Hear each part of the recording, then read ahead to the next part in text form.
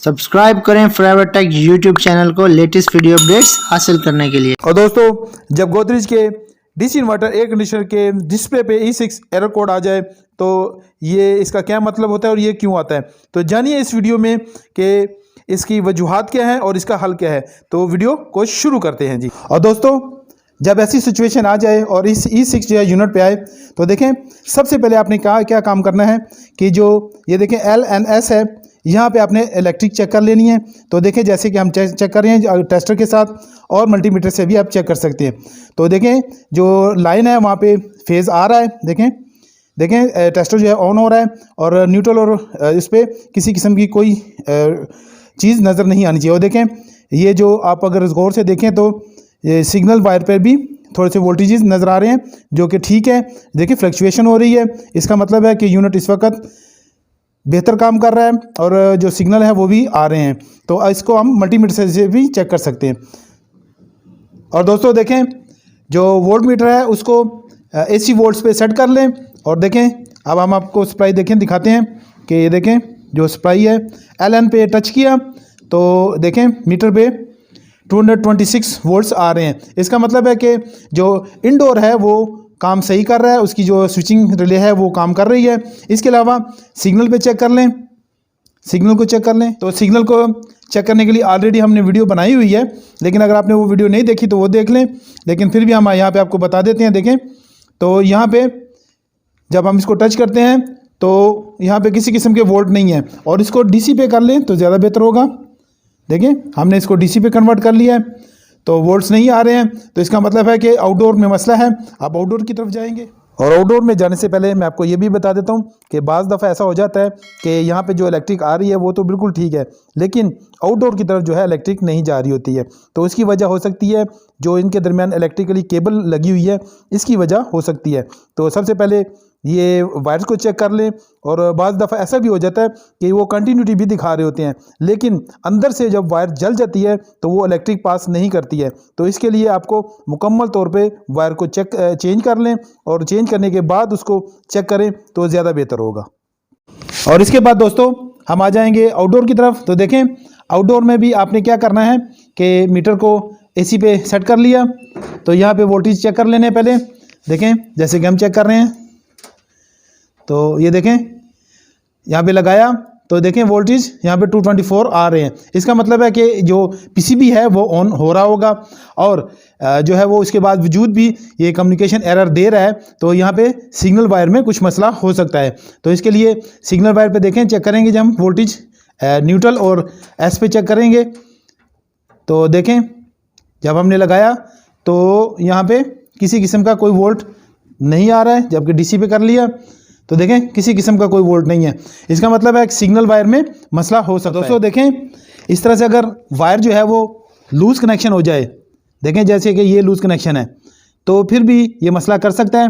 तो इसको ठीक कर लें तो इससे पॉसिबिलिटी है कि जो यूनिट है आपका वो ठीक हो जाएगा। या फिर जो कंटिन्यूटी है, जो वायर की कंटिन्यूटी है वो चेक कर लें। तो हो सकता है अगर वायर में कोई डिस्टर्बेंस आई है तो भी जो है वो मसला कर सकती है। देखें, अभी हमने वायर को टाइट कर दिया है तो इससे पॉसिबल है कि ये यूनिट ठीक हो जाए। और दोस्तों, अगर इन पॉइंट्स पे इलेक्ट्रिक बिल्कुल नहीं आ रही है तो फिर भी ये मसला हो सकता है।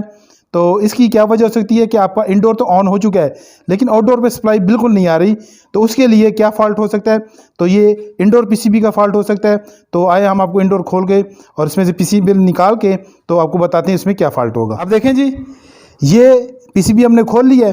तो PCB में देखें ये एक रिले लगी होती है, इसको कहते हैं स्विचिंग रिले। देखें, ये कुछ मैं आपको जूम करके दिखा देता हूँ।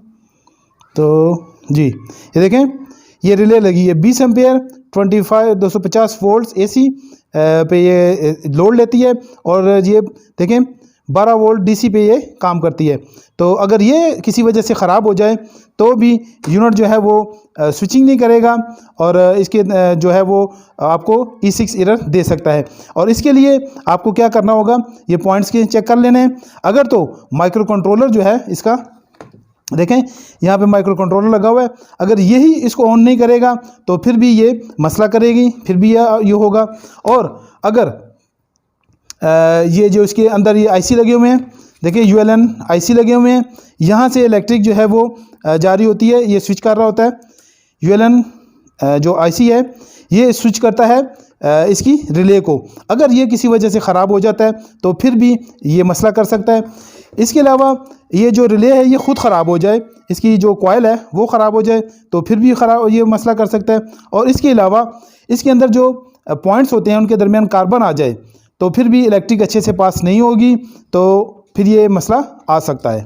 और फिर इस जो आउटडोर है इसका कवर खोल लें, इसको कवर खोल लें। यहाँ पे आपको एक PCB नज़र आएगा तो उसको चेक करना होगा। जब आपने कवर खोल लिया तो आपको आउटडोर में ऐसे PCB दिखाई देगा। तो PCB से भी, आउटडोर PCB से भी आपको अंदाज़ा हो सकता है कि यहाँ पे क्या फॉल्ट इस वक्त चल रहा है, क्योंकि जो आउटडोर PCB है इसमें अगर तो वो ऑन हो रहा है तो देखें ये ग्रीन लाइट जो कि डायोड नंबर 11 है ये आपको ब्लिंक करती नज़र आएगी और ये मुसलसल ब्लिंक करती रहेगी। ये इसकी इंडिकेशन है कि जो आउटडोर PCB है वो सही काम कर रहा है, चल रहा है। लेकिन एक और इसमें LED होगी जो कि रेड कलर की है। देखें ये डायोड नंबर 10 है, अगर ये जो है स्टेबल है तो फिर तो कुछ और फॉल्ट है, और अगर स्टेबल नहीं है और ये 2 टाइम ब्लिंक कर रही है तो इसका मतलब ये हो गया कि ये जो है इसके जो सर्किट हैं, जो आउटडोर सर्किट या इंडोर का कम्युनिकेशन सर्किट है, इनमें से कोई एक सर्किट ख़राब हो चुका है और फिर उस सर्किट को चेक करने की ज़रूरत पड़ेगी। और कंपनी ने जो E6 का मतलब रखा है वो है जी सीरियल कम्युनिकेशन एरर।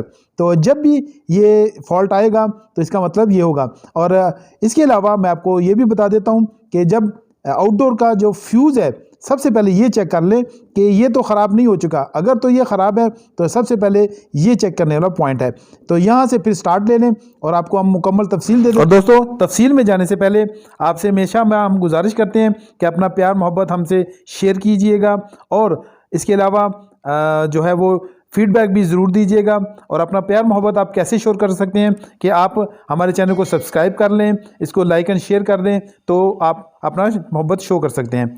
तो चलते हैं तफसील की तरफ। और जी फ्यूज़ चेक करने के बाद अगला पॉइंट जो आपने चेक करना है वो है जी इसकी PTC जो सेंसर है उसको आप चेक कर लेंगे, क्योंकि अगर PTC सेंसर ही इलेक्ट्रिक पास नहीं कर रहा है तो ये यूनिट आपका ऑन नहीं होगा और आपको एरर E6 जो है वो डिस्प्ले पे शो होगा। उसके बाद जी आपने SMPS सर्किट को चेक कर लेना है। ख़ास तौर पर देखिए स्विचिंग IC है, ये ज़्यादातर ख़राब हो जाता है, तो अगर आप इसको चेंज कर देंगे तो चांस है कि ये आपका यूनिट जो है वो बिल्कुल ठीक हो जाएगा। इसके अलावा दोस्तों आपने क्या करना है कि ये जो इसके बड़े कैपेसिटर्स हैं इन दोनों को चेक कर लेना है। बाज़ दफ़ा ऐसा हो जाता है कि ये जो कैपेसिटर्स हैं वो ख़राब हो जाते हैं। विजुअली तौर पे अगर तो ये नज़र आ रहे हैं तो फिर भी ये तो आसान हो जाएगा काम, लेकिन अगर ये इंटरनली ख़राब हैं तो ये आपको मसला दे सकते हैं और यूनिट बिल्कुल ऑन नहीं होगा। इसके अलावा अगर इसका रेक्टिफायर ख़राब हो गया तो फिर भी ये ऑन नहीं होगा, काम नहीं करेगा। इसका IGBT, इसकी डायोड या फिर इसका IPM शॉर्ट सर्किट है तो ये पूरा यूनिट ही जो है वो काम नहीं करेगा।